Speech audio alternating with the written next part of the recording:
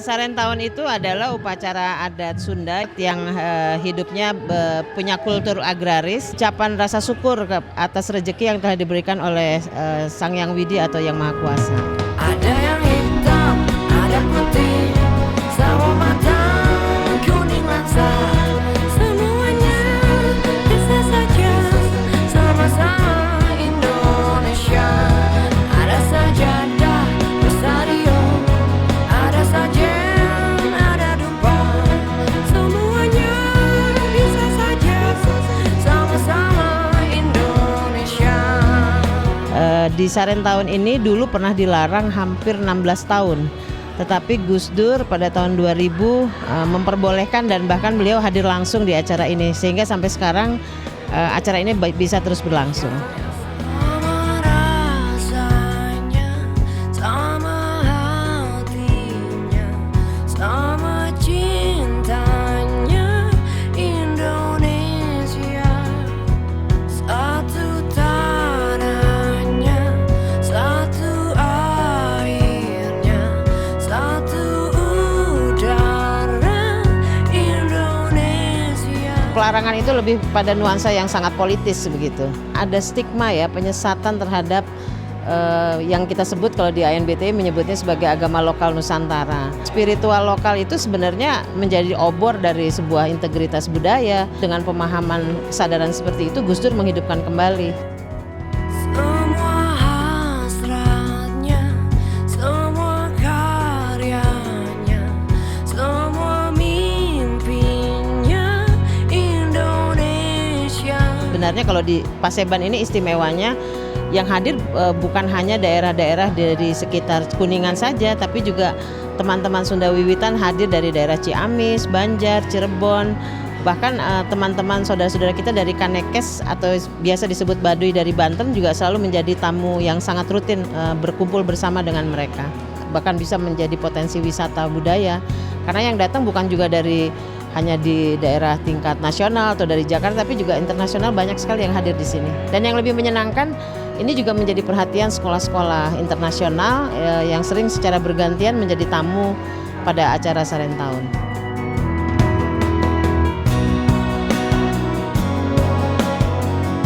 Sarentaun itu juga menjadi ajang silaturahmi ya, baik itu teman-teman yang menganut agama Sunda Wiwitan dengan para pemerhati budaya, dengan para teman-teman dari lintas kampus, lintas agama, NGO.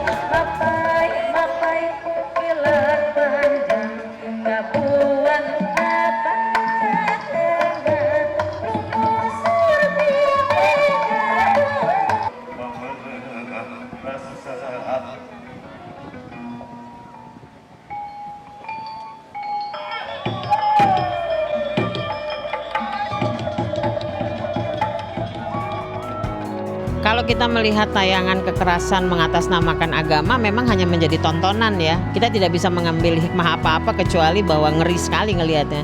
Tapi kalau dilihat dari upacara yang bernuansa budaya ini, saya rasa tontonan itu juga sudah bisa menjadi tuntunan. Orang diikat oleh adat kesundaan tanpa melihat latar belakang apapun yang menjadi perbedaan. Di Sarentaun ini, sebelum pada acara puncak itu suka ada kidung lintas iman, doa-doa yang dilantunkan juga tidak hanya dari satu agama, semua dari agama Islam, Kristen, Katolik, Hindu, Buddha, Konghucu.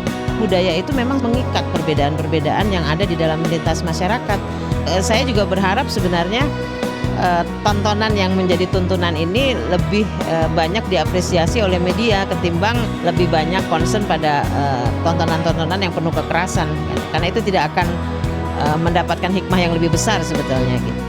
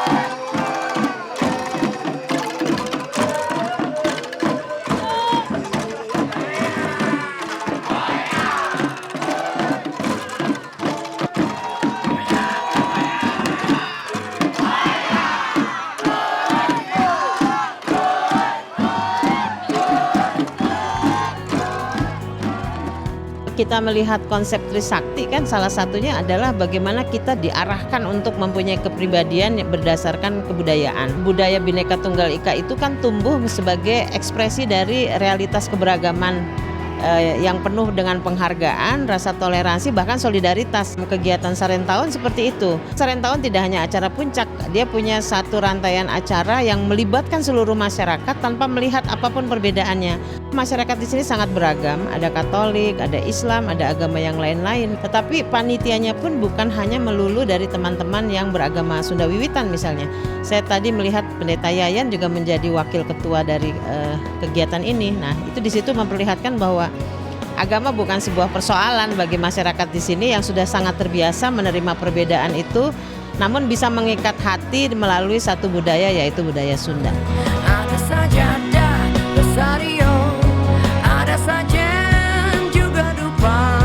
Semuanya bisa saja sama-sama Indonesia.